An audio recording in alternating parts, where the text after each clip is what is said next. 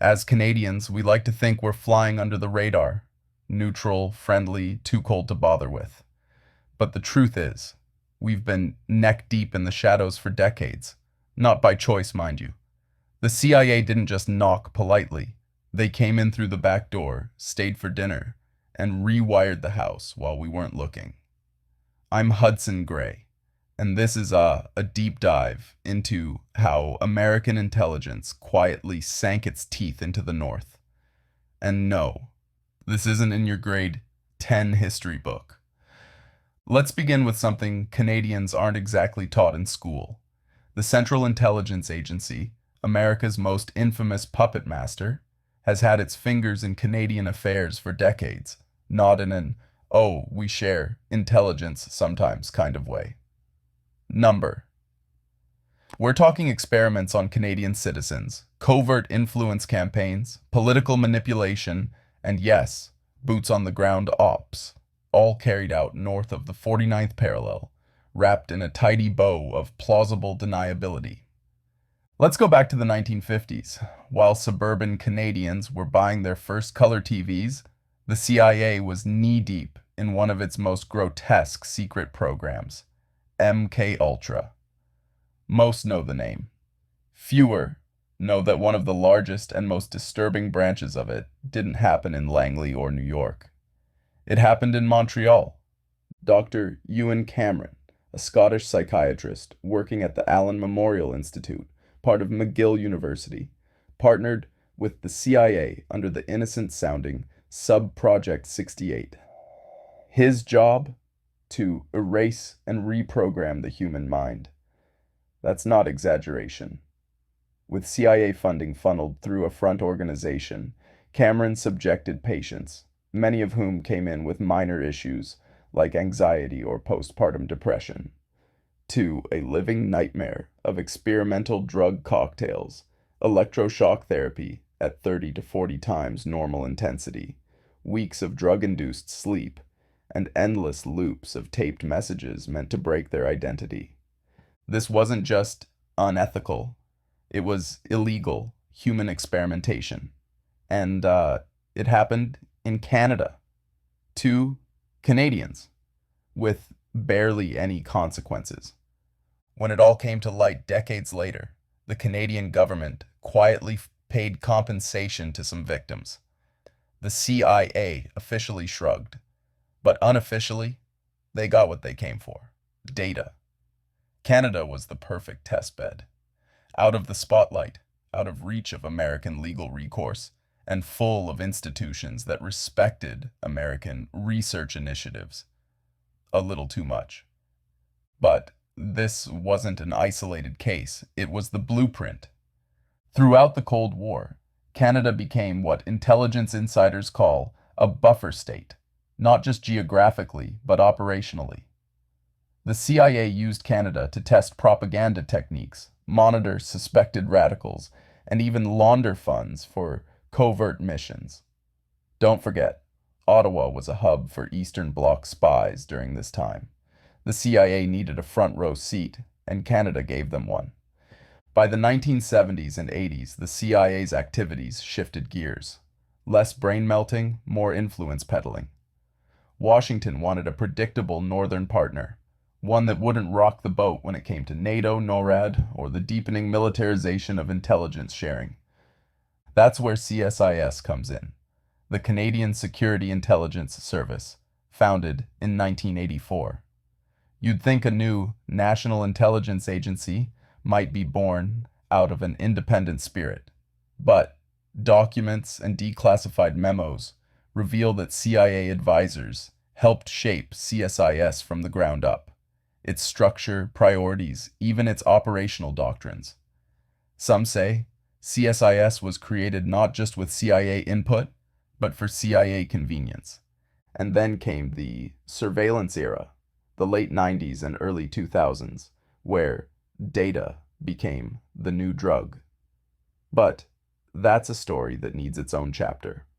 Now, you'd think that after the MK Ultra scandal cracked open in the late 70s, the CIA might have pulled back from Canadian soil, maybe apologized, packed up their hypnosis tapes, and left Tim Horton's gift card on the counter.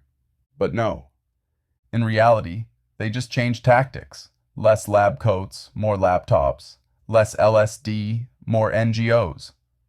Welcome to the modern age of influence, where the CIA doesn't need to be seen. It just needs to be felt.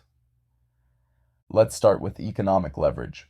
During the 1980s and 90s, as globalization accelerated, the CIA shifted focus toward shaping public perception and political outcomes, not through assassinations or coups, at least not directly, but through media, think tanks, and what's politely called strategic partnerships.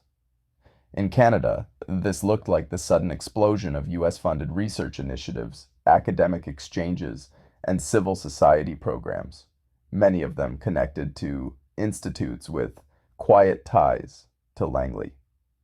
One example, the National Endowment for Democracy, NED, an organization often used as a legal front for CIA-style influence. While its work in Canada has been less publicized than its exploits in Latin America or Eastern Europe, leaked diplomatic cables and independent investigations have suggested that NED and affiliated organizations funded Canadian media literacy campaigns and activist networks, often under the guise of promoting Western democratic values. Translation: make sure America's interests are your interests, whether you voted for them or not. And then there's the digital frontier. Post 9/11, Canada beefed up its own national security infrastructure, especially after signing on to a revamped Five Eyes surveillance cooperation agreement. But that came at a price.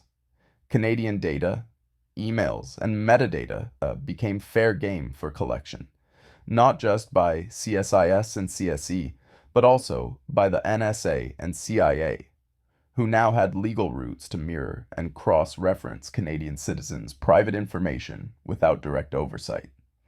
In 2013, Edward Snowden's leaks confirmed what some had long suspected. Canada's surveillance agency, CSE, was essentially sharing everything with the NSA. No filters, no restrictions. The "we don't spy on our own citizens" line in the US suddenly looked a lot like "we spy on yours and you spy on ours." That's not partnership, that's outsourcing, and it didn't stop at surveillance. The CIA has reportedly leveraged Canadian immigration and refugee policies to relocate and protect assets, particularly during the Arab Spring and the fallout from Afghanistan.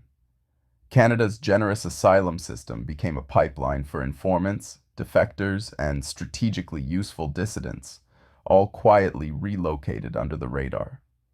Ever wonder why certain high-value individuals fleeing totalitarian regimes seem to land in Toronto or Vancouver with suspiciously little media attention? Now you know. Even more subtly, there's cultural shaping through Hollywood North. Canada's film and television industry, based heavily in Vancouver, Toronto, and Montreal, has increasingly been looped into the soft power strategies used to sway public perception. This isn't just about CIA consultation on action flicks. It's about the CIA quietly supporting or influencing production companies, distribution channels, and international messaging. Shows that glorify surveillance, films that nudge public opinion toward NATO interventions, they don't come out of nowhere. And no, this isn't a pitch for a tinfoil hat. It's a recognition that in the 21st century, narrative is currency, and the CIA is a master banker. Now, here's a more recent cherry on top.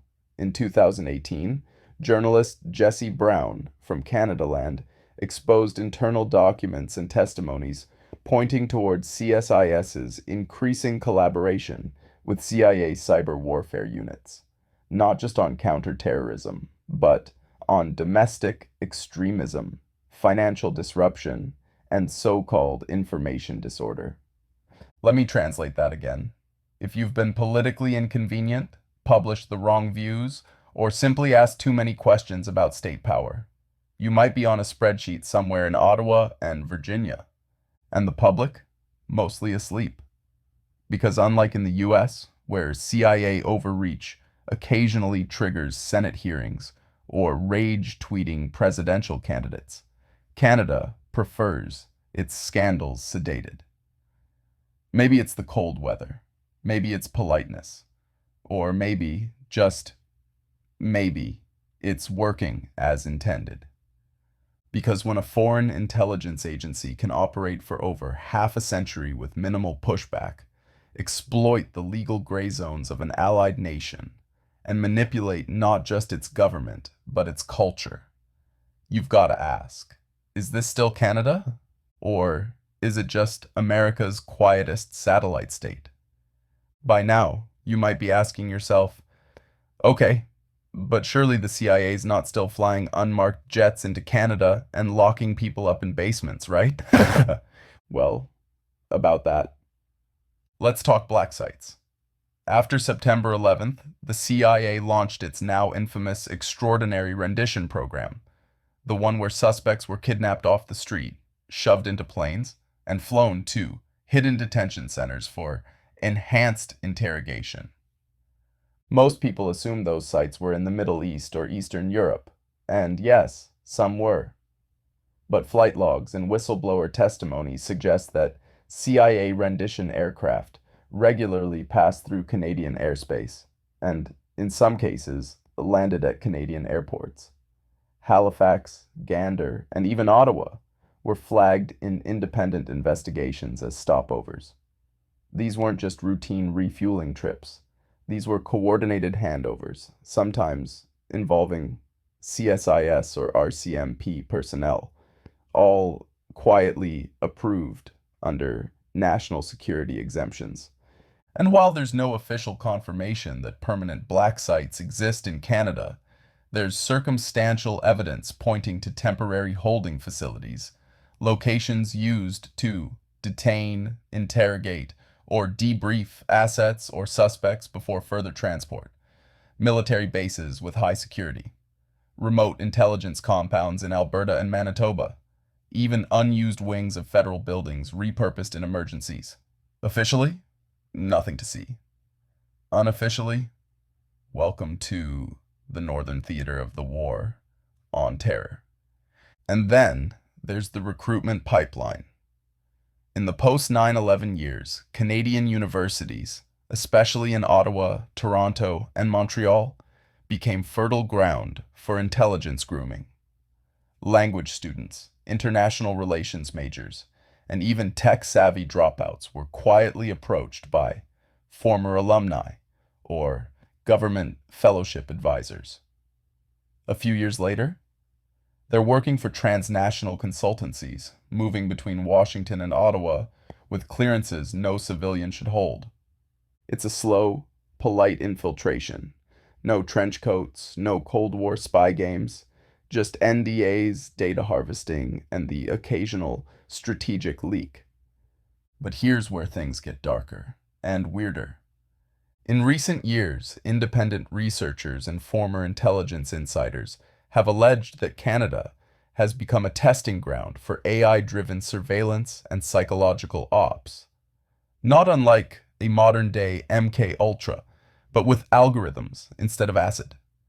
Think behavioral pattern mapping, sentiment manipulation through curated media feeds, even predictive policing based on location and search history.